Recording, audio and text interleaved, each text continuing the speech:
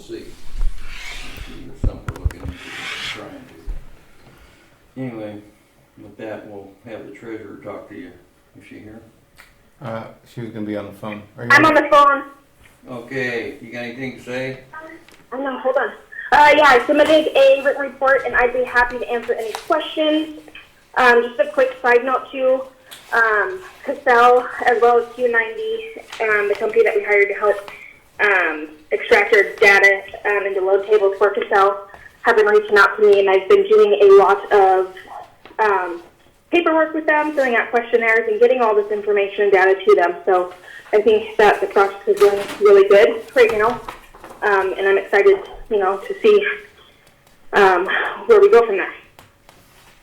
Good, that's good news. Yeah, they've been really great to work with so far and very responsive, which is much appreciated. So, Great. Is that good? You got any questions for the treasurer, anyone? No? Moving on, thank you. City planner. thank you. I've submitted a written report and we have to answer any questions. Any questions for our planner? Okay, thank you, Sam. don't forget the clerk. You skip right over Tuesday. I know. Like all every in the time. written one there. She's got that big space in her, without my glasses, I didn't see that. Clerk, what do you got to say? Nothing. I went to training. I passed it, and right now I'm focusing on elections and doing the training online and just going over the dates and putting everything into the 2023. Good. It's a big, it's an election year where we've got a lot of open seats. So people that want to run, encourage them to. I think there's 3 school board seats and 3 council seats, and the mayor seat are all going to be on the ballot this year. Fun. Okay. Vanessa, are you on the phone? Nope. No, Vanessa? Did we call her and tell her there was a meeting? Told her there was a meeting. I might not have sent her the phone number. No. That's all right. It's been a week. Fire department's been busy submitting ISO reports to the people that do ISO reports to keep our insurance rates low. And somehow this lady went on vacation or just took a break because she hasn't been answering her phone. So, I don't know what's up with that. Anyway, that, and like Brian said, we have a new coordinator, which is Vanessa Richter, a very competent person. And we also have James England, who's taking care of it while everybody's getting organized. And he's been doing a great job, so. Is she the gal that's gonna have the daycare? Is that the same person? Yes. Yeah, and runs the store in Knockley, and she's an EMS coordinator up there. Yeah, she's busy. Really? She doesn't like to sit idle, We had this conversation in depth about very in depth. what she felt she could handle. So.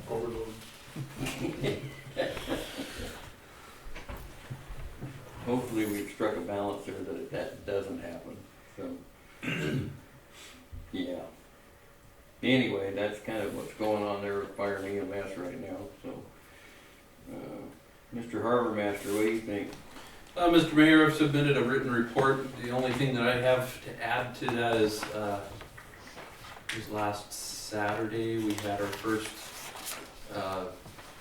incident down at the airplane float with steamboat using the facility. As you guys know, I think this is their 2nd year of using the facility to, shuttle their guests in and stuff. We had a incident with one of their charter boats striking one of the airplanes there, and it had just been reskinned and repainted. So Steamboat has been very responsive with the airplane owner and working to get everything taken care of, but just wanted to let the council know this was one of the issues I know everybody was wondering about. Concerned about, Yeah, so. I think the city might want to write a letter to Waterfall making sure that they address this with their captains that are driving those boats. Like waterfall? The It's waterfall, I'm sorry. steamboat, They're both kind of the same, but it's mostly Oh. steamboat boats. For some reason, there's more days that they can't fly Yeah. out to steamboat than waterfall. Anyway, if we can do a letter to Waterfall addressing this somehow, tell them that they, captains would best be aware they're gonna have to be going somewhere else. Can't have them hitting airplanes. I will. I'm sure their insurance company's writing them I'm similar. sure their letters. insurance I'd be company happy to too, write them they're one as off well. right now too. but We need to voice our concerns too. To do that. So, yeah. Happy to answer any questions if anyone has any other questions. And thanks to Hans. This council requested a while back, here's a copy of the most recent Harbor Advisory Committee meeting minutes in the packet next to Hans's report. Mr. Mayor? Yes, I have sir. a harbor-related issue. It's not directly in our harbor, but I have talked to Brian about it already, but We've got some information. are you gonna bring that up later, or? I wasn't, but go ahead. Well, I just, you know, one of our seasonal fishermen that works out of Phillips, advised me here a 3 weeks ago that Phillips has always had a restroom facility that's available at the top of their little float. Oh, yeah. And it's apparently locked this year. It's in severe need of maintenance, and they have just shut it down with apparently the intent of closing it permanently and not providing that facility, that kind of a facility. And you know, the fisherman that advised me of this is frustrated with that, and both for, you know, fishermen's personal needs, and then also, you know, pointing out, where is that stuff gonna go? Well, it's pretty obvious where it's gonna go, and so I had talked to Brian about maybe reaching out to Phillips and see if there was a way they could extend the life or rectify it, because it is a concern. It's completely shot from what I understand, so I think we need to contact I Phillips did and tell them today. they need to fix their bathroom and their shower facility. Yeah, I talked to them today. I talked to Paul. I never did catch his last name, the manager over in Ketchikan. And his impression, what he was told, was that the showers were closed, but not the restrooms. And so he's gonna follow up on that with the plant over here to find out exactly what has happened. But he has the same concern Yeah. about sewage being dumped or bilged overboard, and does not want to see that happen. So we talked a little bit about, he had some questions about whether or not there was a pump operation that could pump out porta potties or boats or something, and I pointed him to Phillips, both for potentially porta potties and for pumping services, as opposed to having people pump. Tyler rents porta potties and he can put them up the top of the And ramp. that's what I told him, was that was an option, but like I said, his, what he understood was that the bathrooms were still there and operational, it's just the showers that were closed, but I told him that that's not the story that I heard, so he's gonna check into that and get back to me. Okay, well, But thank you. we talked about some other options for, EC Phillips to make some provision for those fishermen. When I asked Jonathan about it over there, a few days ago, maybe a week ago, but, he said that they could still go up and take showers at the laundromat or at the harbor master's office, and I said, we don't need the influx at the harbor, but, that's good, they can do it at the laundromat still. But they need to make sure that those fishermen are aware of that and they're aware of the sewage issue, if there is a sewage issue. We need to find out for sure they're taking care of it, or he's gonna be paying for porta potties. So, Yeah, and he seemed eager to take care of the problem. He doesn't want that result either, so. yeah, that's good. So he was very cooperative when I talked to him today and seemed eager to want to resolve the issue as well. Okay, that's good news. Yeah. Yeah, we've been talking about it for a while, so. Yeah, I got an earful on it too, I so. bet you did. No, I've been watching it ever since spring, when they first started coming in with the spring trawlers, so. Okay, Yeah, I've been kind of talking to Jonathan and quizzing him up what's going on. So, anyway. Hans, you got anything else? No, You sure? I'm pretty sure. All right. Miss Librarian, I submitted a written report, happy to answer any questions. all right. Any questions for the librarian? comment? Yes, sir. I did have one of the other fishermen just comment on the rebuild of the facility, or the redo of the facility. It was very nice, they appreciated it, and thanked for the service. Good. Now, we've been doing the survey for probably a week and a half, and we've got 96 responses back. Oh, So we're really pushing it. I mean, just with everybody walking in, it's a pretty used facility, and I was able to, just keep working with the public and making them very aware. Okay. So it's gonna be out till the mid-September, the survey. So, Brian advised that we get just a longer period of time to make sure the locals in September, make sure coming in too. So we've done that survey, and then Michelle is working out well. We've done the, time, she went up to full time, so we are open till Monday through Thursday till 7:30 at night now, straight. So, and we kept our volunteers too, so she'll go during the day if we have a volunteer, because we don't want to lose people that are willing to come in and work with us. And the other thing I'm doing in the community too is helping the CTA get their library ready to open their doors. Good. To help them catalog their books and stuff, and so, and with Brian's, okay. So I was just volunteering maybe an hour or so down there and just helping them out. It's not a hard job for me to do that. Good news. Any more questions for the library? Good work. Good Yeah. job, thank you. yes. Mr. Police Chief, what do you know? Well, I submitted a report, a couple other things. Josh Connolly is no longer with us. He is now with the state troopers. The CEO is still in training and is on task to hopefully roll into a police officer position at the end of next month. So we still got a little ways to go before we can do that, but everything's on track, so hopefully things will be good on that end. Had a couple applications for the part-time, well actually it's a full-time position, part-time with the PD, part-time with the EMS, kind of shared. So we're doing some backgrounds on that. Hopefully we can get that position filled, because I'm sure that's going to benefit EMS as well as my agency. And fire. Yeah. We so, use them all around. yeah, whoever gets hired is definitely going to Get work. get work, because I mean, if I have enough time, if EMS will allow me, my goal would also be get this person, whoever he or she might be, also done up on TWIC, TSA, HAZMAT, because if I can get that done, then I can let my stuff expire, so I don't have to do that anymore. And then with the whole road testing, and with Tracy with the severe medical and everything else, we're back on track. I gotta I'll try to get a PSA out, but we are offering the road test again.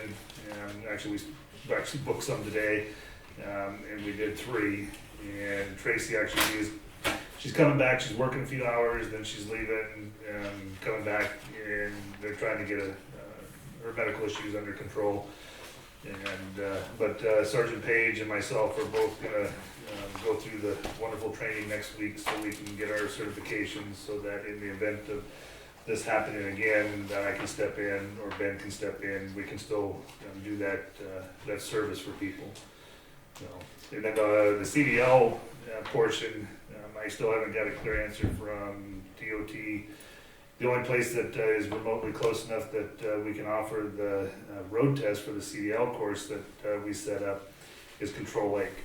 And right now they have too much equipment up there. The course can't be set up, so that's why we can't offer that service. And I mean, I brainstormed with a lot of people, and we can't, come up with any area that's gonna be big enough. And DOT won't give me an answer as far as when they might have that stuff moved out to where we can use it again. But I mean, we don't pay for the area, so I mean, I can't really say move your stuff. I mean, I gotta play nice with them, so. Well, But if Brian's anybody gonna- knows of any place large enough that. I'm putting it on my list of Brian's gonna be conversation riding topics. with a couple of people that might be able to talk to DOT. 3 miles past Heidelberg on the left, they had the old batch plant set up there. That pit is about the same size. I mean, I can send my examiner down there to do some measurements and to find out if it would work or not. Possibility. And it's like the airport, there's no way, yeah. It's a big runway. I mean, if the FAA would give us the clearance for it, that'd be excellent. Yeah, That's a much longer With the conversation added than the traffic trip to we have up Whale there Pass. right now, yeah, that's gonna happen. yeah, I'm happy to bring that up to Rebecca and Dan next week.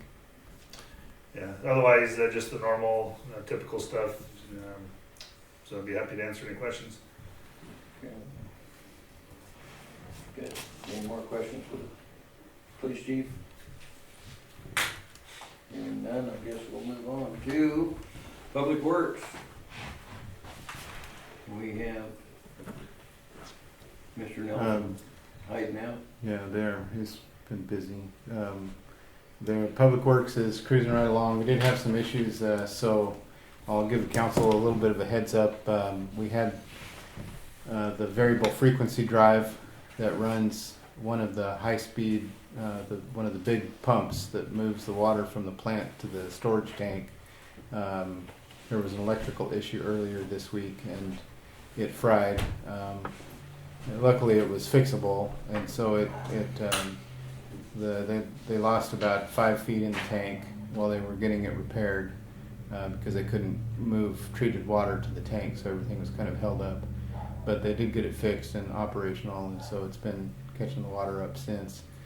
We did find at the time that there are 2 of those variable frequency drive or VFD units in line with pumps, and so we naturally should have a backup. But I was told that the second one seals on the pump and a number of things are bad, so it blows water. So there was no backup, so we just had the one go out.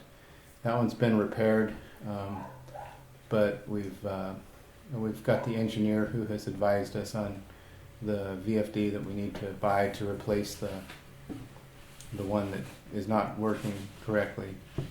And it's an expensive item. It's about $13,000 for the VFD on it. I told Tony today to go ahead and start the process of making the purchase. I'll need to come to the council and get an appropriation here at the next meeting, but I look at this as a high priority And 12 months lead time. item.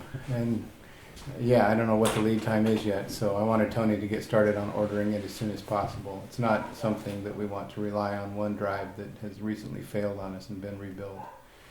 So I'll be bringing that to the council for appropriation of funds here in the next meeting or so. And I'm going to have a longer conversation with Tony and Dave about any other systems out there at the plant that, especially those with a single point of failure that would cause an interruption to the water treatment and distribution system, to make sure that we don't have any some more surprises. So you said the condition of the pumps, the seals were leaking on them. Are they going to address that too?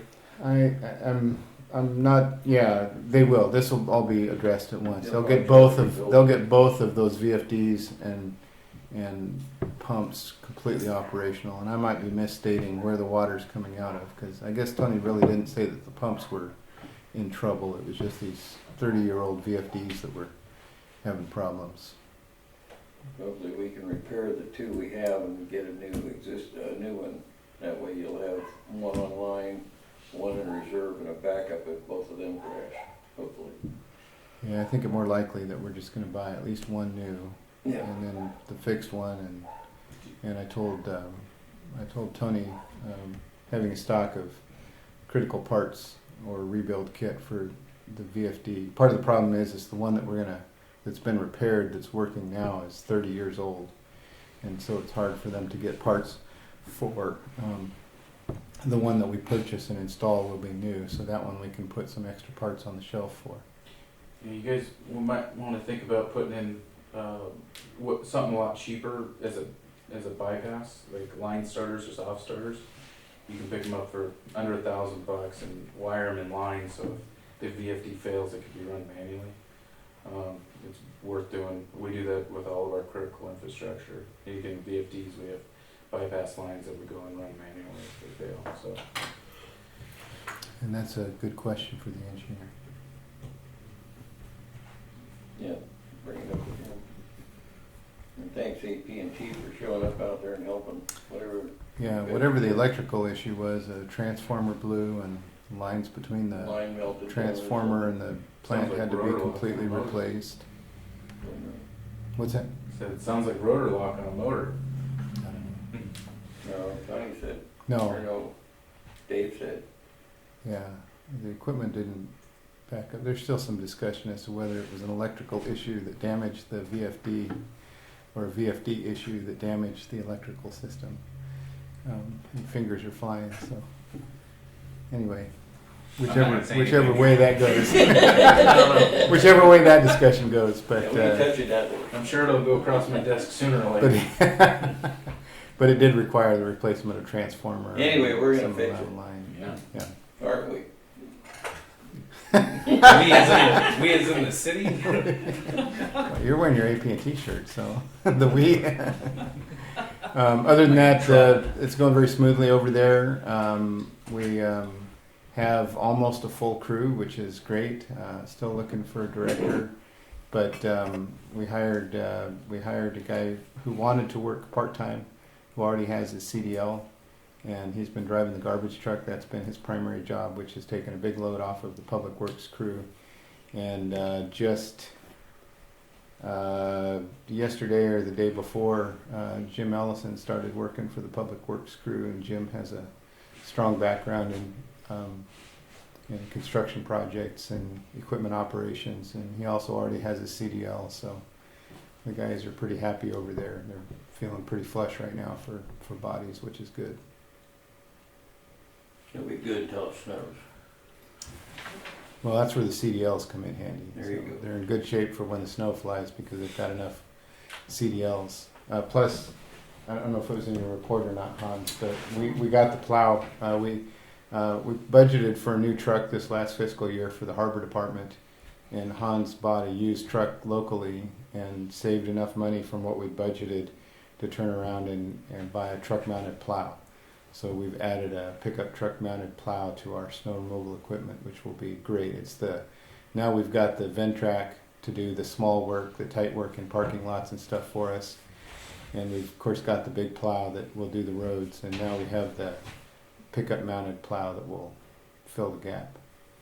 And lots of CDLs at Public Works to drive the dump truck with the plow. So I think we're going to be in pretty good shape for winter this year.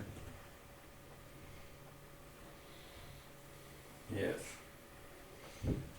And that's where that's at. Recreation. And she had a number of other things going on today. I see. Soccer, yeah, soccer was the big one this afternoon. All right.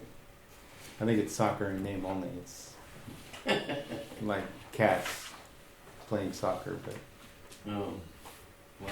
anyway, that started up this year, keeping her busy. Sounds like fun. She evidently submitted a report. She did, and I'd be happy to try and answer any questions. I see that she's stepping away from doing the pool stuff for a bit until she gets a more full-time person, but I see that she put that the pool's gonna be closed for most of July for maintenance, and I know how Phillips is, we're not sure if their showers are available. That might add more heat on the harbor master, because I know that some of the fishermen like to go up to the pool and like work out and use the showers at the same time, so that might be something to be aware of. Yeah, they finished most of the maintenance, but Jessica particularly hasn't been able to take any time off as long as the pool's open. Yeah. So her and her staff agreed to keep it closed down, and they're all kind of taking some time off, which will take them through the end of the month. It'll be open again at the beginning of August. Okay. I see that boats are starting to come in more so.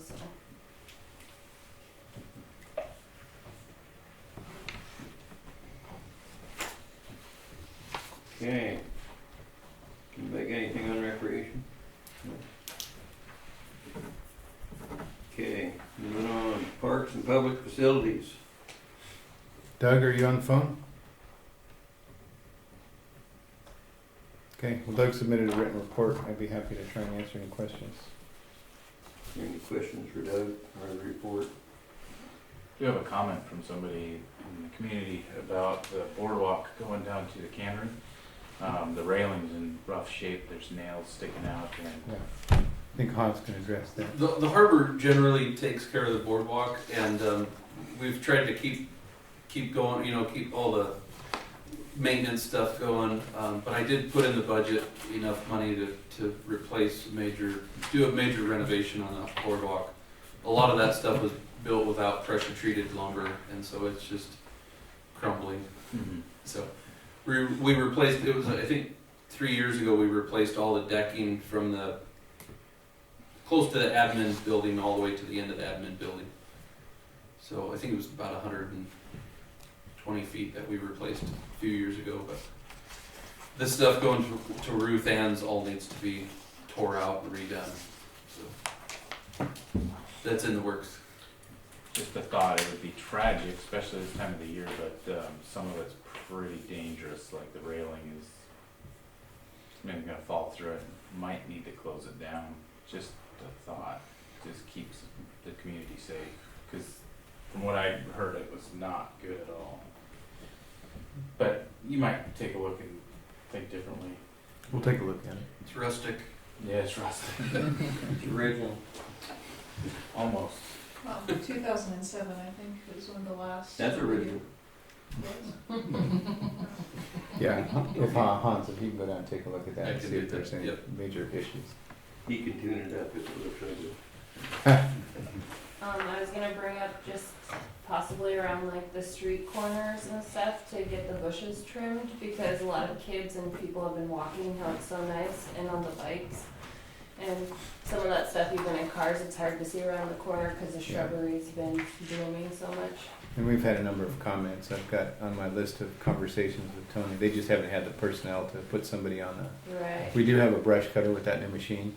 It's just a matter of time. And actually, now that we've got Jim on staff over there, I don't think it would take him too long to get up to speed on the brush cutter. And now that Tony's got enough bodies out there, we can start doing. Not some- even everything, just around the corners of the There's a stop bunch of signs them, and yeah. stuff, yeah, just Yep. especially on the, not the main road, but the side roads and stuff. Well, I spoke to him, sorry. I spoke to him about this about 2 months ago, and they were still getting familiar with the equipment, and Yeah. they did not want to expose the public to uneducated or trained people bringing crap all over to your house and your kids and whatnot, so they kind of waited. Good thing we have old school machinery too. Yep. And- Now that they've and got the worked, crew, I'm But gonna they have had a another crew, and Yeah. conversation with Tony about getting some of that done this summer.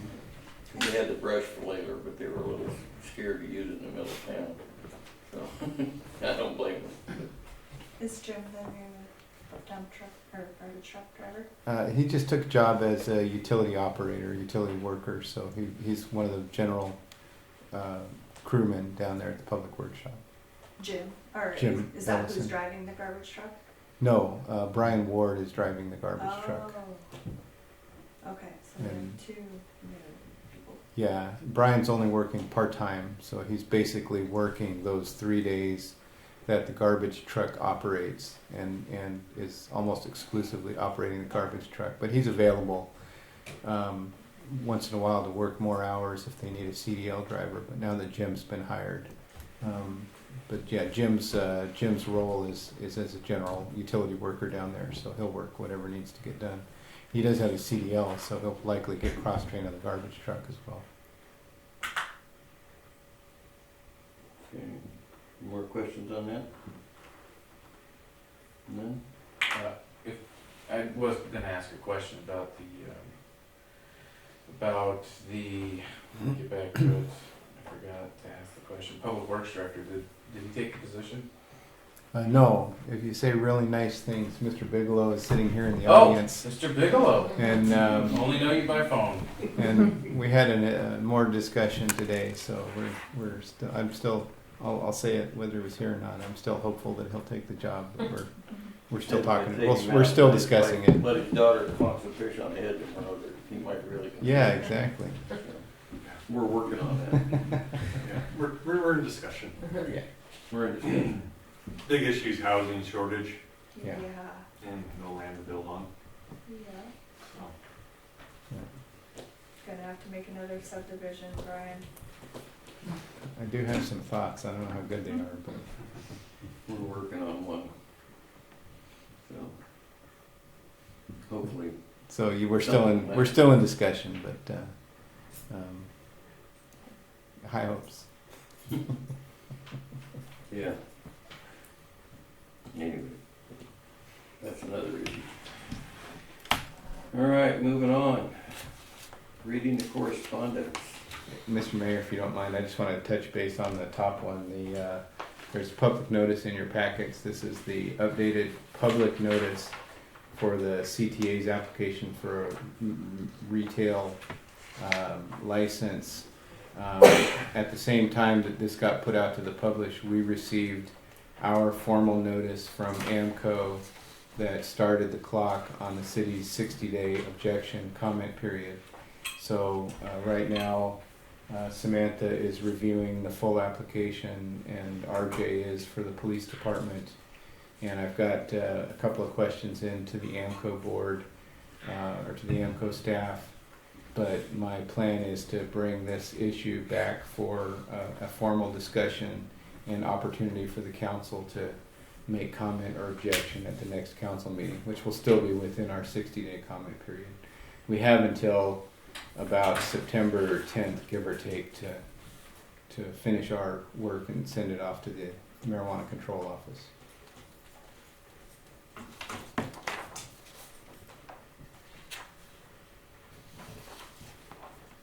Did notice that in the public notice there was, everybody has the same phone number and email address. Amazing how that works, huh?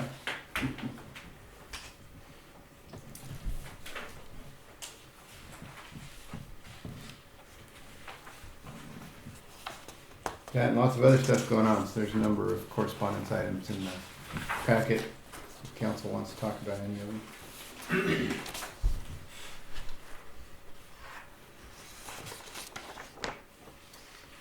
Anything anybody wants to discuss there?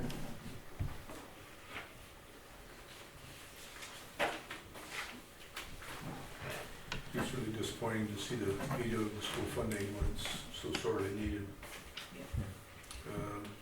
I didn't ask Chris what that did to the final number. I know that they were counting on they were hoping, obviously, for the higher end.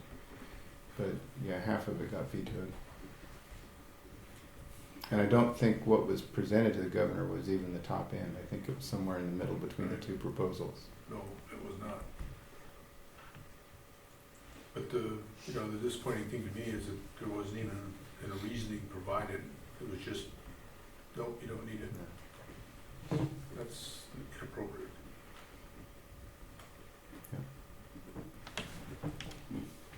Yeah. Interesting. Any questions on that or discussion? We've already discussed the fishing issues there. Anybody got anything to add to that or questions on it? There's three things there: the appeals court issue, the Troller's federal appeal, and how that all worked out with the help of the tribes. We did have, I think Clinton said 17 tribes in Alaska got involved with this, as well as Craig Tribe. And so all the corporations, including Sea Alaska, donated $30,000 to the Trollers. So Yeah, no, I heard it was, it was massive. really good response and support. It was amazing what happened. Like I said, it's what pushed us over the top, I believe. And that article that I had Keisha put in front of your places tonight was just another article that the mayor sent me today about a related issue about the WFC lawsuit. And the tribe remains very engaged. From what they said this morning in the meeting, there was that Clinton and I don't know that other fellow's name there that was sitting next to him. Richard. Probably Richard. Richard. Rob Sanderson. Oh, okay. Oh, okay. Yeah. Okay. Richard's engaged too, but this other guy and Clinton are the main actors, Yeah, dealing with no one and everybody right. and telling them knock it off. So, yeah. Anyway, yeah, that's a substantial development there, so. Anyway. Anything else we want to discuss on those correspondences? Good. Consideration of resolution and ordinances. Ordinance 760, authorizing the city administrator to negotiate the lease for city-owned property with Craig Stanley, DBA CFI LLC. That's for Richard Klein's property.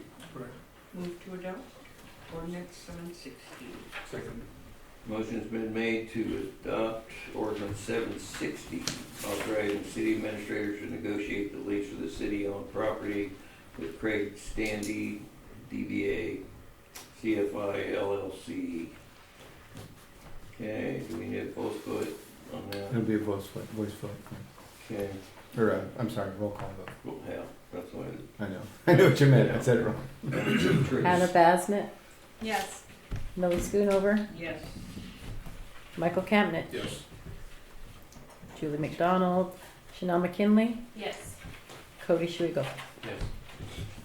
Thank you, Thank you, council. council. I'm looking forward to that, Mr. Stanley opening up shop and that service being available again to the local fleet. Yeah, the whole fleet's looking forward to it, more than you know. Oh, he knows. I got guys asking me every day, so, yeah. All right, ordinance 761, authorizing the city administrator to negotiate a lease for city-owned property to the State of Alaska Department of Natural Resources in order to put in a GPS station. What that fellow said. So, council, any comments on that? Move to adopt ordinance 761. Second. Motion's been made and seconded to adopt ordinance 761, authorizing city administrator to negotiate a lease for the city-owned property to the State of Alaska Department of Natural Resources. And this is going on the Craig City dock. Yeah, down in the warehouse down there, so the warehouse They take down up at the a- end of that pier. They take up about a 3-foot corner of it, and that's it. This is really pretty similar. We lease space to NOAA up at the water tank for a seismic sensor, and we lease them space out at the ice house dock for a tidal gauge. And of course, we have the NOAA radio tower. So these are all pretty similar. That they always do a good job of. We negotiate a lease fee that pays whatever it costs us, And it whatever usually they they cost. don't get in the city's way or anything like that. No, they've been very good to work with. Yeah. So, we want to do a roll call vote on Roll call vote, yes, sir. Hannah Basnet, Yes. Millie Schoonover, Yes. Michael Campnett, Yes. Julie McDonald, Chanel McKinley, Yes. Cody Schwegel. Yes. Thank you, council. Moving on to unfinished business. Facility repairs memo. Enlighten us, please. And I would like to beg the council maybe for an amendment to the motion before it gets made. So, as the council's aware, the building over there is in poor shape, much of it.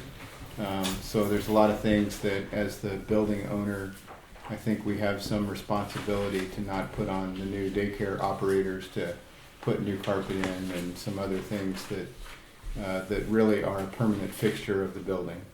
And so we got a quote from Dale Bodie about flooring, and that's about $11,000, and then a quote for paint, which runs around $500 or so. So the recommendation as it reads right now is to appropriate $12,000 to do that work.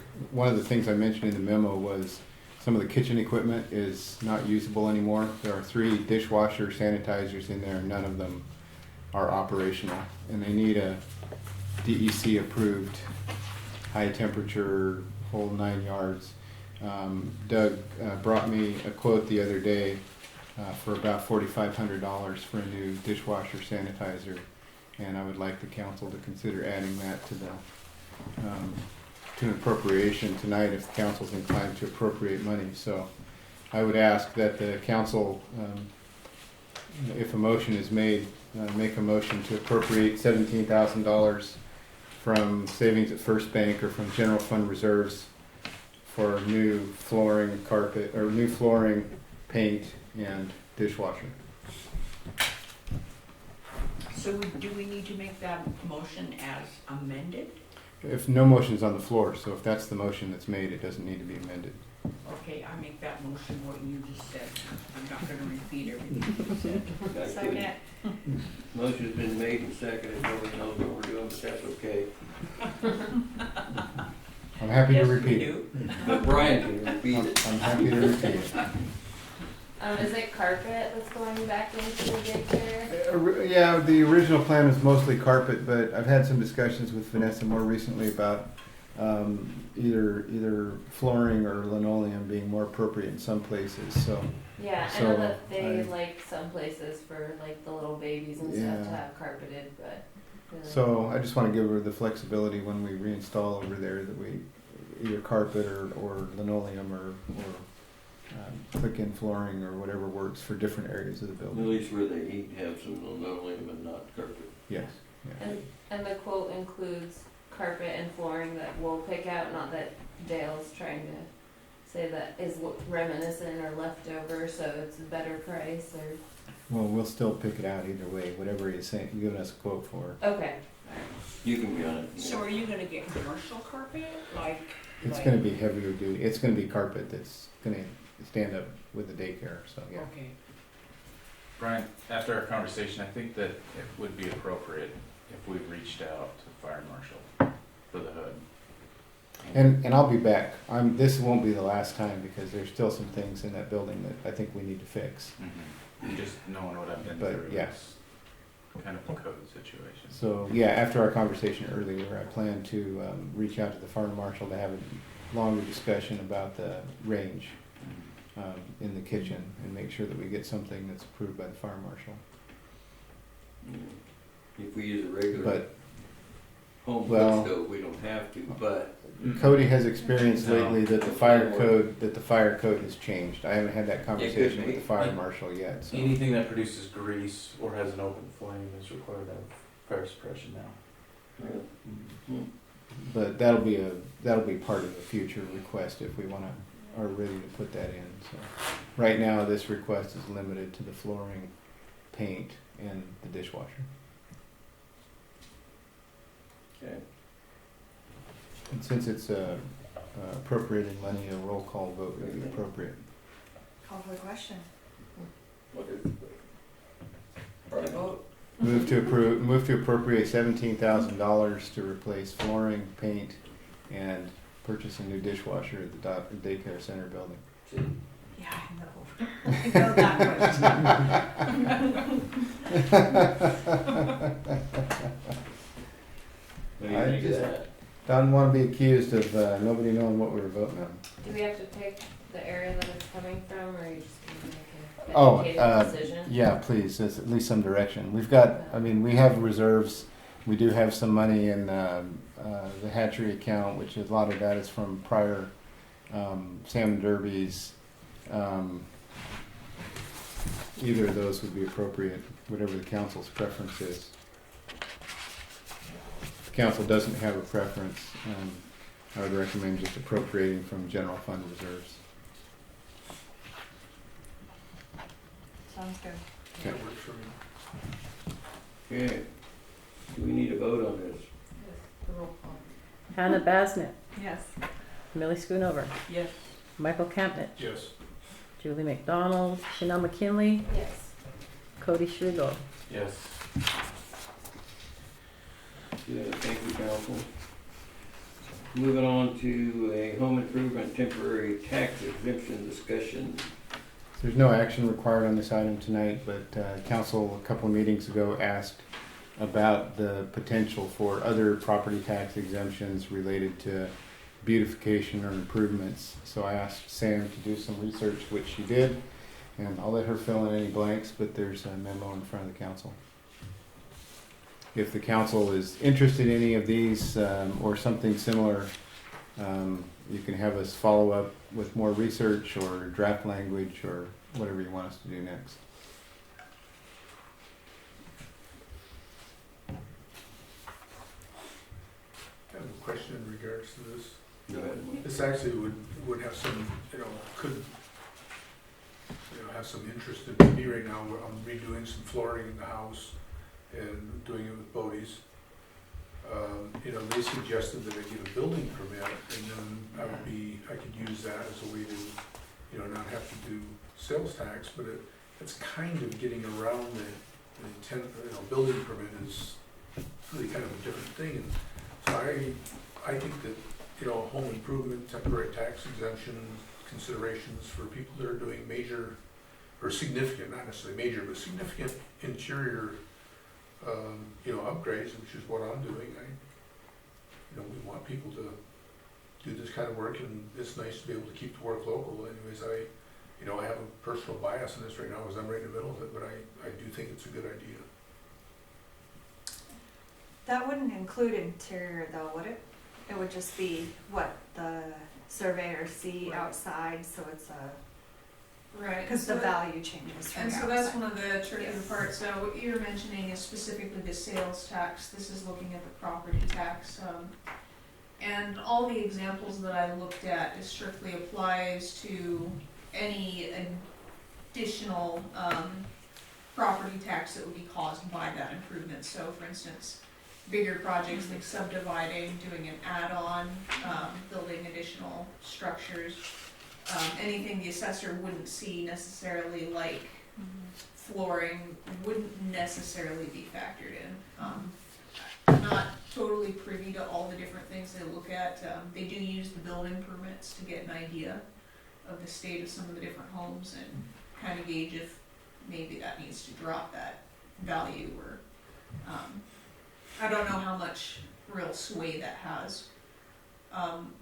There's a number of different ways of wording it to benefit people more generally. Haynes actually had one of the most kind of generous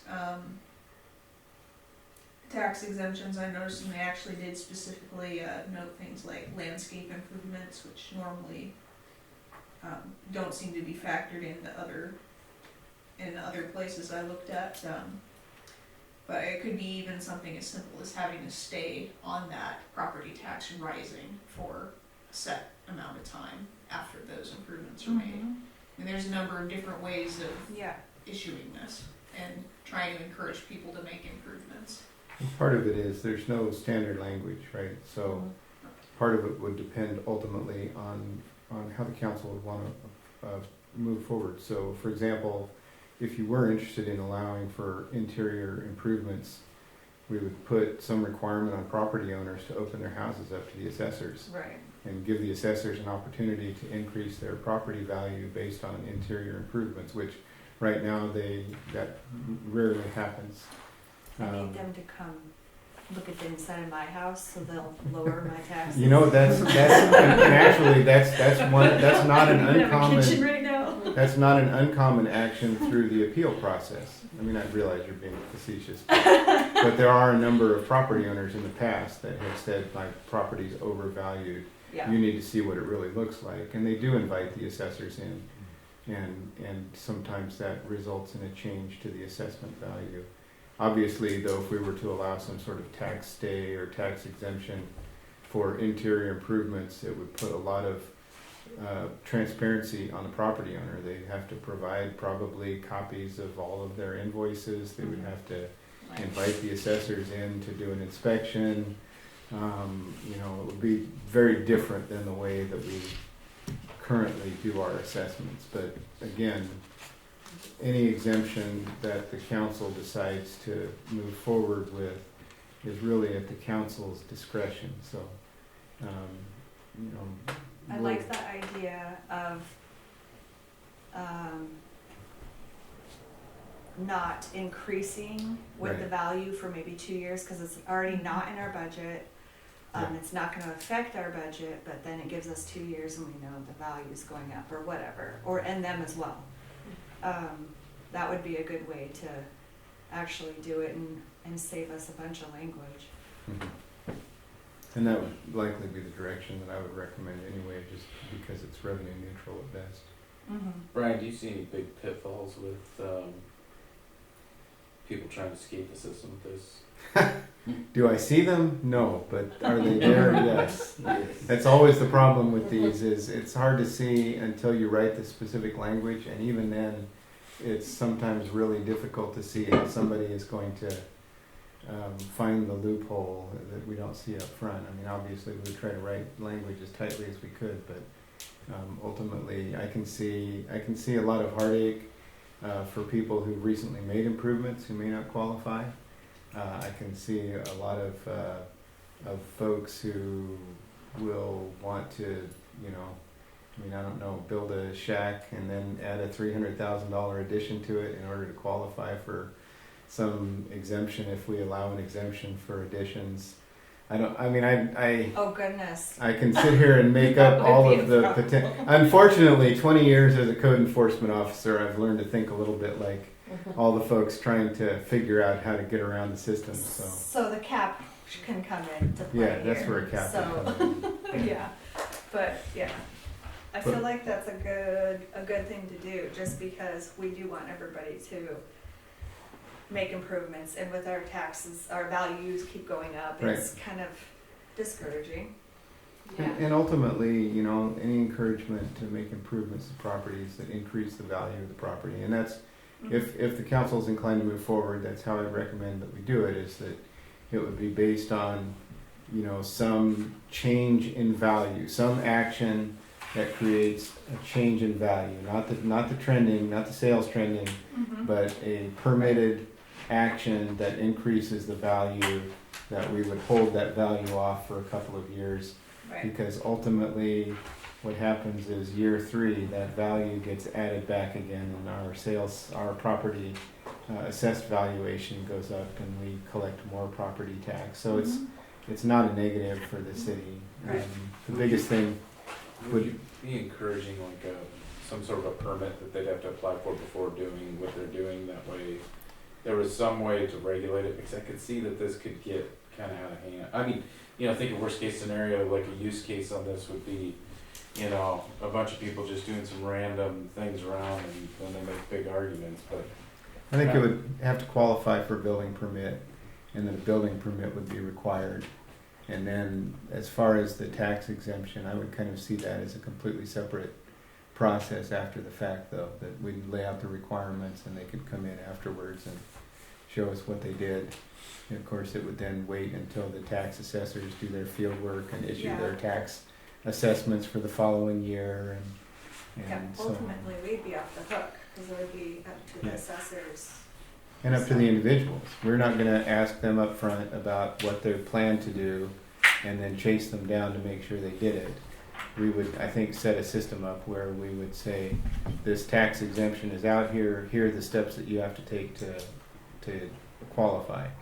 And if people don't, they don't. And if they want to qualify for the exemption, they can come in with whatever the requirements are. And I, just again, I would think we would be clear about what the limits are, what the requirements are, and what the benefits are. And somebody will figure out how to cheat the system with coding. I guarantee it. And so it may have to get tweaked down the road, but. So when I brought this up to see what they had, MISO was more, like, people are like, well, I don't wanna paint my house and my shack because then my property tax went up $10,000 because the assessor came in and saw, or I had a big mud pit here and I bought $100 worth of rock from somebody and dumped it here, and now my property value went up. And I don't want people to not do those things because that's making our city nicer. I'll be honest, I think that people will find that their view of what causes their property values to change is not always correct. Yeah. And the coat of paint on the outside of the house may have some effect, but probably not quite the effect that a fresh coat of paint does not change the value of the property by $10,000. But there are people who think it does. Yeah. Oh, it's your neighbor's house selling for twice what it's worth. Yeah. Well, I mean, that's a huge part of it, right? That's it. But but we would set up some process where, regardless of what somebody thinks, Right. we would put the assessors on the hook to show what increase to the value was based on. Right now, for example, the assessors in their field work, they review all building permits. So if we issue a building permit on a property, the assessor goes out and looks at the property the next field visit. And so the assessor may choose to change the value of the property based on the improvements in the building permit. That's what will generate the visit in the first place. And so I can see all of that working together here. Sometimes they go out though and they say, oh, you enlarged your deck, which is great, but it didn't change the value of your property. Or you repainted, or you put new paint on it, but for whatever reason in their calculations it doesn't change the value, or it may change the value but not as much as what a homeowner spent. And so I can certainly see a lot of people arguing with what the benefit of a tax exemption like this would be. But I think there's a natural flow that would be easy enough to follow, which is you get a building permit and then you file some exemption paperwork.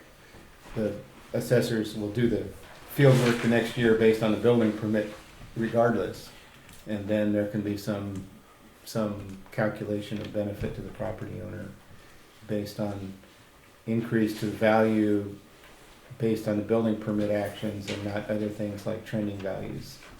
I do have a question. Do you know if the tax assessed value has any impact on sales value in the city? Have we seen any link between the two? The reason I ask is because this could be an extremely controversial topic for somebody who's attempting to sell their house and the neighbors just got value knocked off their house because of X, Y, or Z reason, and their value dropped. You know, there's two sides of that Right. coin.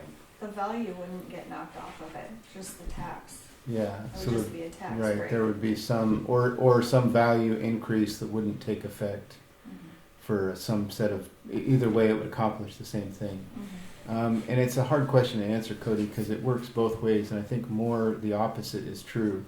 It's more the sale values that affect the trending adjustments by the assessors, not the assessed values affecting the sale prices. So the assessors by law are required to try and put their assessments at 100% of market value.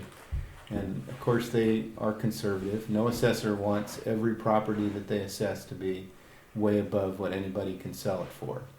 Right? The assessors just don't want that to happen. And so most often, whenever we see an increase to values, it's probably 95% because the known sales were above the assessed values, right? And so that's what we see. You know, this year, for example, we saw a huge increase in mobile home assessments, right? 30 mobile homes values increased across the board by 30%. But the average mobile home sale was about 50% above the assessed values for those mobile homes. So there's a relation, but it's usually the other way around. It's usually the sale values that move the assessed values and not the other way around.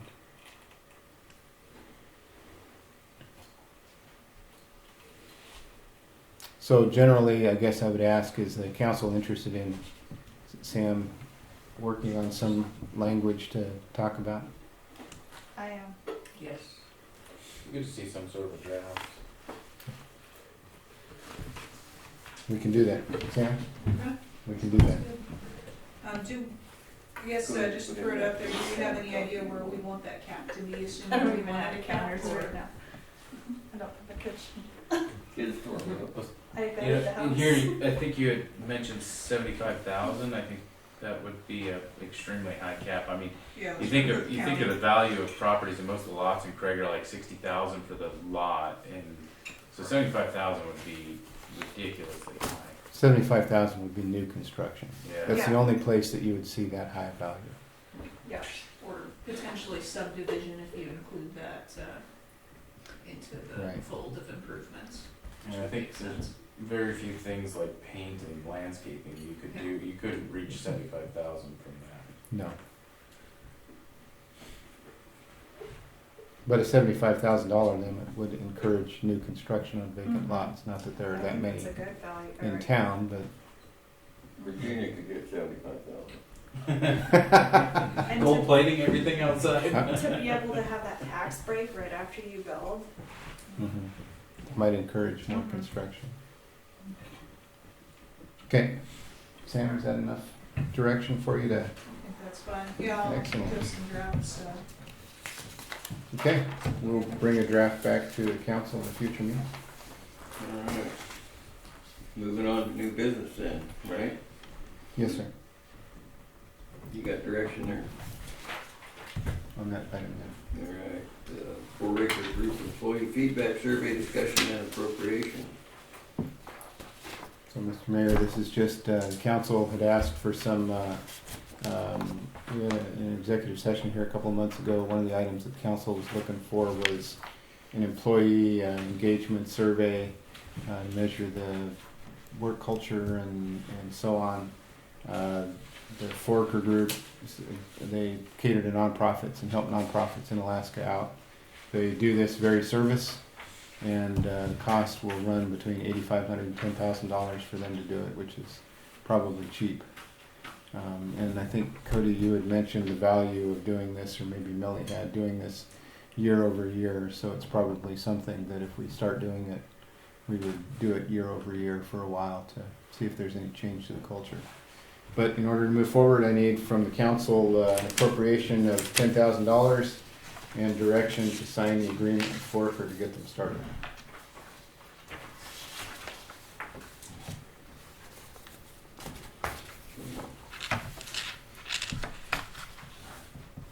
Council? Move to spend $10,000. Second. Motion's been made and seconded to spend $10,000 on the Foraker group. Employee feedback survey discussion and appropriation.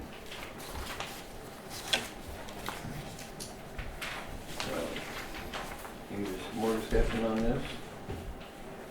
I think it's an excellent move. Mr. Bike? No, it's fine. Okay. This will be a roll call vote, Mr. Mayor, This is a since roll we're call vote. appropriating. Hannah Basnet, Yes. Millie Schoonover, Yes. Michael Campnett, Yes. Julie McDonald, Shinmel McKinley, Yes. Cody Schwegel. Yes. Thank you, council. Thank you, council. We'll get that started. The last item on the, that I have on the agenda for tonight, Mr. Mayor, is the council, the last couple of meetings, has asked about the possibility of moving to one council meeting a month, changing the frequency of council meetings. So there's a memo in your packets. The short of it is, state law requires that councils meet a minimum of once a month, or twice a month meeting. The date and frequency of meetings that we set by code. And so all it takes is, if the council wants to change that frequency to, for staff to prepare an ordinance for the council to adopt, that would change the frequency of the council meeting to once a month. There's goods and bads. Makes for longer meetings, probably. It makes for more special meetings because we do have to have one meeting a month. So if for some reason we can't meet on a scheduled date or get a quorum, we would have to do a special meeting. But it reduces the number of meetings. So I'll leave it to the council to discuss how you'd like staff to proceed.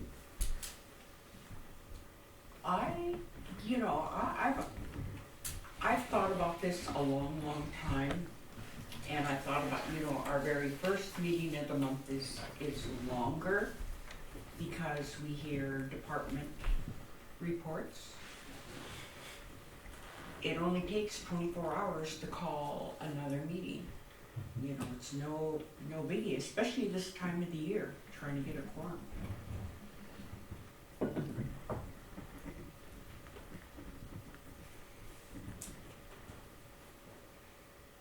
What do you think, Chanel? I don't know. Like I said, there's good and bad. Some days our meetings in both the months run long, so. Sometimes. You know what I've noticed though, meetings that take longer, and there's a lot on the agenda, you tend to move through them quicker. But are they being thought of as much because you're trying to move along quicker because we're all trying to get home at a certain time? Then that takes away from us as a council doing what's best for the city because we're just tired trying to move through a meeting also. And I know that after, quite a few of you after a certain hour start to get tired because you guys are usually work early. Me. Yes. So that's a 8 o'clock negative bedtime. And we've also, it's just as easy it is to call a meeting within 24 hours, it's as easy to cancel one because of no quorum and stuff. Or because there's nothing on the agenda. Yeah. I did put in the memo that that's kind of a tryout option, if you will. Mm-hmm. If the council wants us to try to do one meeting a month, we can do that simply by regularly canceling the second meeting of the month for some period of time to see how it works. And that wouldn't change the ordinance. The only drawback to that is ultimately if the council wants to go to one meeting a month, I would probably recommend that we split the month. You know, right now we meet the first and third Thursday of the month. And so one meeting a month, I'd probably make a recommendation that we make that the second Thursday of the month, just to kind of split the month in half. Right now, we would kind of have to decide whether we wanted to meet primarily the first or third Thursday of the month, and we could routinely cancel the other meeting, do it for 6 months, see how it affects the length of the meetings and number of special meetings. We can do that without changing the code. We're allowed to cancel meetings with enough notice now without any change to the code. I think that would be a smart move to make because it allows you to keep that second meeting already scheduled if you need it. Mm-hmm. You know, if you've got to table something and move to another meeting. And Millie's right about the managers all having to come into the meeting once a month and do their little thing. That takes a good 45 minutes at least to go through that. And I'm open to doing that differently if you'd like to. I mean, that's been the way that we've done it and the staff does a good job. I mean, it used to be mostly optional to do written or verbal reports. I think it was Millie's term as mayor that there was direction from the mayor's seat to do that all department heads should do a written report. And I think that's helpful and saves time. But if there's a way to modify it further, you know, open to the council's direction there as well. I will say it would make it easier on staff preparing packets. You know, even a larger packet doesn't take, you know, right now we're in a cycle generally where Keisha is either working on a council meeting or working on a packet almost regularly, right, because of every other week. One meeting a month would save some of that. One meeting a month would be a little bit easier on staff. She can't afford to lose no more hair. I can't afford to lose any more hair. So if the council wants to go to once a month, it sounds like, or try to see how once a month works. And unless there's some other comments, it kind of sounds like keeping the first meeting of the month planned and then potentially canceling the second meeting of the month regularly for between now and maybe the end of December would be a good way to try it out, and then we can come back at any point and either go back to the regular meeting schedule or suggest some change to the municipal code that would change it permanently. Brian, I got a question. Would it be something that we would decide at the end of the first meeting, if we got through the business, that we would say, okay, the next meeting's canceled? It gets a little tricky there. I think it would be more staff directing whether or not the second meeting would happen, and it would depend in part on whatever issues come up that I feel or staff feels that the council needs to weigh in on. Accumulated in that next 2 weeks. And we might have some because stuff accumulates. I mean, I've already got stuff accumulating for the meeting, for the first meeting in August, right? I've got stuff piling up already. Between the time that we put the packets out and the time that we hold the meeting, I've already got 4 items or so that are stacked up for the August 3rd meeting. But another way to approach that would be to kind of more regularly poll the council on whether or not the council feels that we're at, because it's gonna take a little feel for a while, right? And so I'm not against letting the council know next week what I tentatively have on an agenda, and polling the council as to whether they feel that can wait for another 2 weeks, or whether it needs to be dealt with at the time. I will say there are probably some times that I'm gonna say there's something that needs to be dealt with, but for the most part, at least for the next 6 months, I'm happy to kind of send a list out to the council and get a poll from the council on whether the council wants to meet the second meeting or not. Well, today's a perfect example. This is our one meeting per month, right? And we're Right. nearing 8 o'clock. It's an hour and a half, and that's not unbearable. Yes. Yeah. Yeah, there will be months when, I mean, the whole thing stacks up and we would have 2-hour meetings in a month. But there are months that I didn't have anything super critical from the one that we canceled on the 6th and today. So the agenda tonight is pretty much the same as what it was on the 6th. And occasionally we have 29-minute meetings Once in a on while. occasion. Well, you're suggesting keeping the first meeting of the month and then canceling the second to last meeting? What if we canceled the first meeting of the month and put it to the, I'm open to either one. Both are right now in the municipal code as scheduled meetings.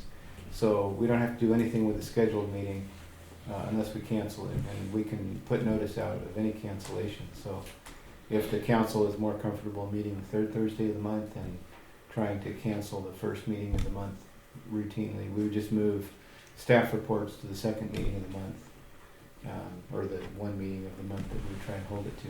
yeah, it would seem like that would be more of what we would get a feel for if it was a monthly meeting, if it was towards the end of the month instead of the beginning of the month. Okay. Just because you said that things were already starting to pile up for this next. The only issue I see with that, as Brian pointed out in his report on it, is that we have a requirement to meet once a month, and if that third, we're kind of getting close to a deadline if we have to cancel that third meeting as well because of lack of quorum. It leaves you 1 week to pull a meeting together, and you know, if you do it towards the first of the month, then you've got the rest of the month to be able to make it out. And that's where ultimately a change to the code. So like I said, if we do go to one meeting a month, my recommendation would probably be to put it more toward the middle of the month, second Tuesday of the month. And that would give us time. I mean, it's, even with a week though, I will say that we can call a special meeting with 24 hours notice. And so we still do have an opportunity to get a meeting together with a quorum on those occasions that we don't have one. But ultimately, I think, yeah, moving it to earlier in the month, but especially for the trial period, I'm not against moving it to the third Thursday either. That is an issue, Cody, but I think it's one we can address. I think our meeting, the prime meeting should be the first one of the month, and then leave the second one open to debate, like you said. Okay. I think it'd be a safe bet. So, Okay. Mr. Mayor? yes, sir. Yeah, I personally am not inclined to go, I certainly wouldn't change our code. I wouldn't support changing our code to go to one meeting. I'm a little more flexible on trying the suggestion here. I do think that we have a responsibility to provide our community with the opportunity to weigh in with our work. And doing 2 meetings a month, or at least having 2 meetings a month on a relatively regular basis meets that objective. There, you know, and then when we do have cancellations, having that second meeting still just automatically qualifies us to meet state code. So I'd be really leery about changing our code. The suggested trying to see how this goes for a few months just by canceling a meeting is, I think it's a good alternative or a good middle of the ground to start with. And as far as you know, earlier or middle or end of the month, I would say either early or middle. There are 2 or 3 periods during the year when we frequently cancel the second meeting because of conflicts with whether it's Thanksgiving, Right. Christmas plays, school stuff, and like around the end of May. So I can see doing an early or mid meeting week, month meeting, which would, wouldn't conflict with some of these other things that we frequently have to address. And right now, a mid-month meeting would require a change to the code. Okay, well, So- I'd say, So the tryout would be the first meeting of the month, from what you're Yeah. saying. okay, So, I'll already violate the council's direction because I wanna make sure that council has time to address the CTA issue, which does have a timeline. This is one of the occasions that I would probably say, yes, we need to meet on the third Thursday, so, my recommendation, if council's okay with it, would be to meet third Thursday no, I'm sorry, that would be the first Thursday of August. So, no, we're fine.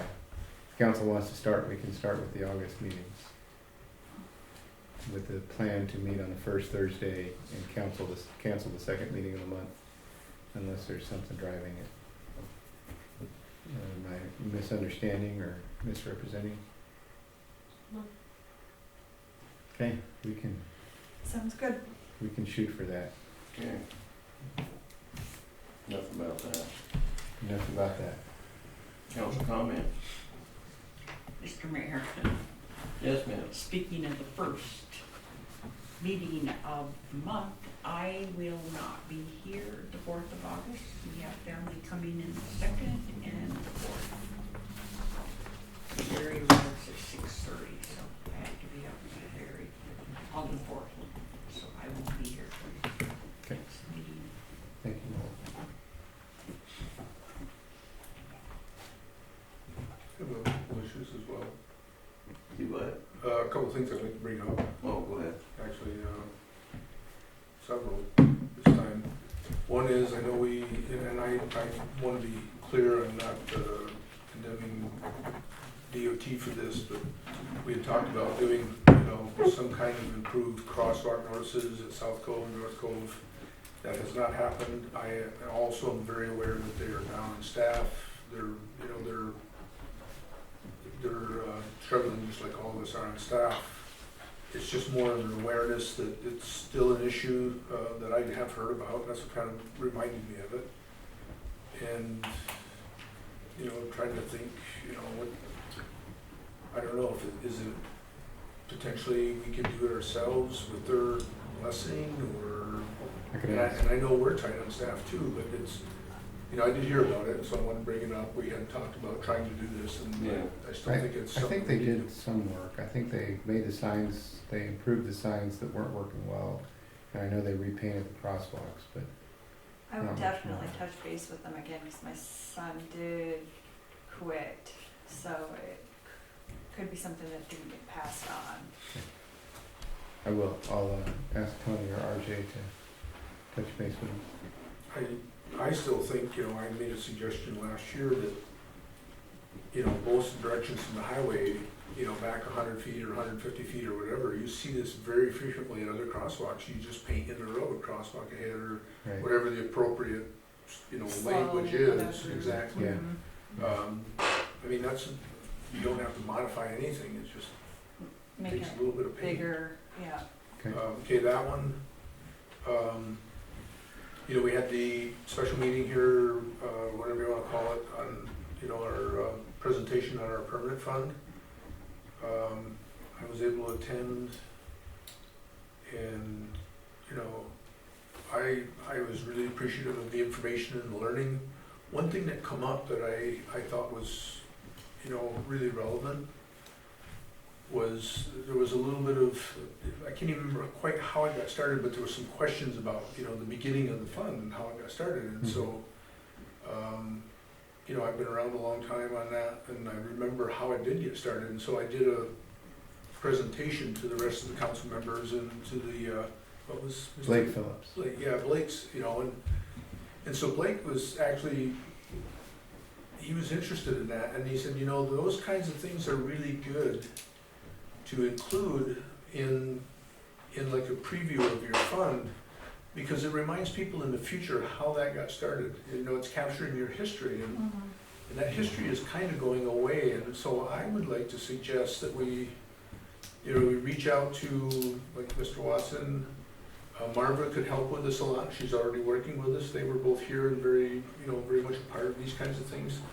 But I would like to suggest that we put some effort in over the next 6 months or so to document the history of how this started, because this is an asset for a community that's, Blake said, for a community of our size, it's almost unique in Alaska, Yeah, of our size. I've heard that from several communities that they said, when they talk about this, they're amazed what we have. Yeah, so my suggestion would be that we, take some time, and we don't have to do this next week, but I'd like to capture the history of this and then begin to, include it as kind of like a preview of our yearly permanent fund reports.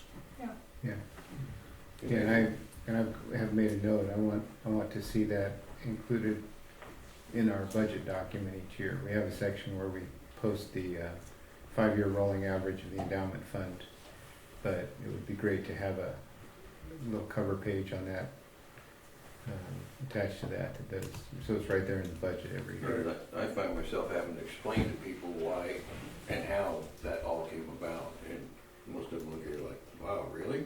Yeah. They don't believe it. It's like, no, this is what these guys did 20, 25 years ago. It's all from their taxes. Yeah, it happened as a result of what they did. Yeah, I've but heard that a time or two. it actually started 100 years ago, 101 years ago Yeah. now, because we didn't get our land entitlement that many other communities did, and Yeah. anyways, but if there's an interest in that, I think that would be a very worthy endeavor for our community to document that. Yeah, it would be good research. You should get on that later. Another thing, as I just mentioned, I know the Department of Transportation. I actually just had a conversation with one of the employees. They're really short. They are literally like scared of what's going to happen this winter when they got to have sanders and plows and stuff out. And it could get really tough here. CDL drivers is another issue with them, I'm sure. Oh, Yeah. yeah, so Yeah. I mean, that was brought up to me and made aware, I was made aware of that, and I just want to bring that up, and, I'm certainly not pointing fingers at anybody here, it's a circumstance we're all facing. Mhm. And then the last thing is, I'd like to suggest to Brian, because I brought up the issue of, I did want to bring this up, I have brought up the issue of, considering how to increase the speed limit on the Kaufman Road and on the road north of the Kaufman Road going to Nakani. They're abnormally low. And the reason that what kind of prompted this is I've been stopped twice for speeding on the Kaufman Road. Troopers have been really good about it both times, and they just slow down. And I deserved it, I'm not complaining, I was way over. But they both, the one time the guy acknowledged to me, he said, I know that, this road is designed for more than this, so I've looked into it a little bit. And it has to do with the fact that the road's got federal money and they were designated as scenic byways.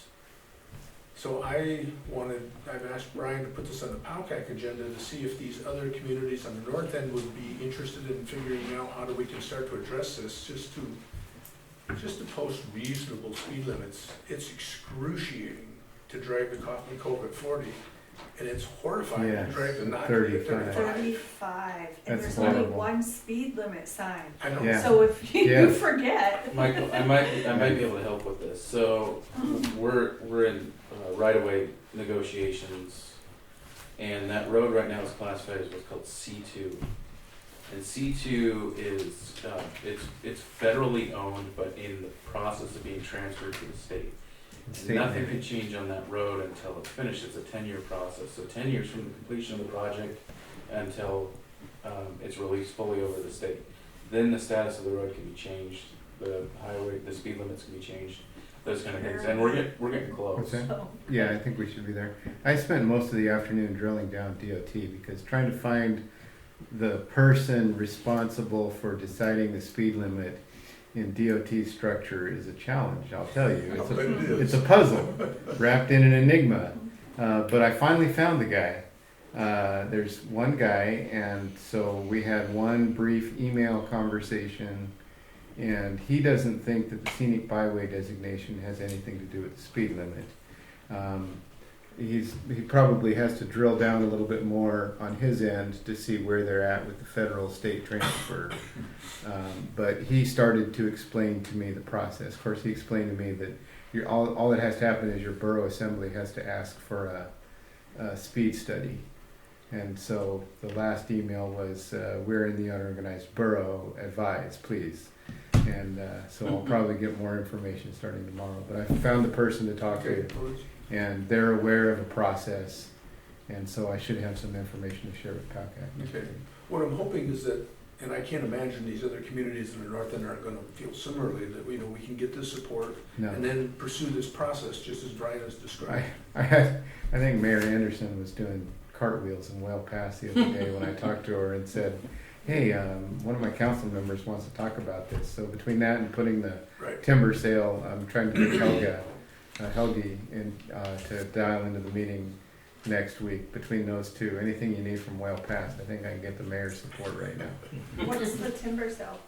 There's a timber sale in Whale Pass, Around and town. part of it comes right down to residential properties. And so Whale Pass, they kind of missed the boat on the original comment period for the timber sale, and so they've been kind of trying to play catch up and get the state to modify the sale to remove that portion of the sale. So, so Karen Peterson, since we're going to be in Whale Pass next week, suggested that we get the state forester to dial in and talk about the timber sale. Plus, having Representative Ortiz and Himshoot at the meeting wouldn't hurt. Yeah. Speaking of him shoot, is she gonna be here this weekend or next weekend? She should be here now. She should be in Hollis. Okay, She isn't was- she meeting here on Saturday? 24. I don't remember the day. I'll see her in the morning and ask for sure. 24th is Monday. Yeah, I'll see her in the morning and ask for sure. We're loaning her a rig for the week. So I'll check in with her tomorrow about what her schedule is for. Okay, cause I thought I saw something Great. on Facebook, I think her- Saturday the 22nd. That sounds right. Originally, it was gonna be Tuesday, the 25th, but that's the PowCAC meeting day. And she's gonna go out to the PowCAC meeting, so I think she did move it to Saturday.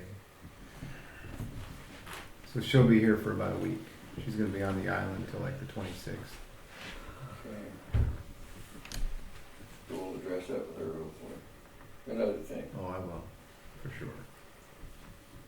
I'm really sympathetic to the community of Whale Pass. I mean, they're changing their economy. They went to a lot of, Yeah.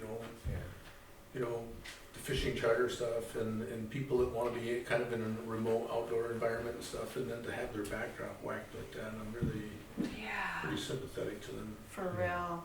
That state sale out in Naukri is horrifying.